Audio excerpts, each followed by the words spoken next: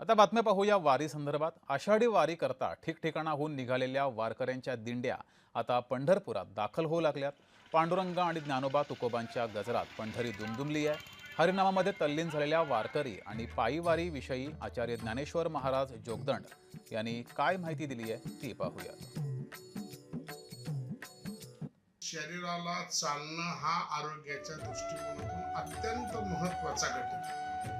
जो चालतो त्याचं आरोग्य सगळ्या अंगाने व्यवस्थित राहतं। आज सगळ्या आजाराला पहिलं औषधाच्या आधी डॉक्टर हे सांगतात की तुम्ही पहिलं चाला, आणि ही शरीराला जी लागणारी जी ऊर्जा आहे ती चालण्यातून या वारीत मिळते। त्यामुळं आरोग्यही चांगलं राहतं आणि आध्यात्मिक मानसिक स्थिती ही वारीनं सुधारते। म्हणजे शारीरिक सुधारणा आणि मानसिक सुधारणा दोन्हीचे सुधारण्याचं काम जर कोण करत असेल तरी पायी वारी करते।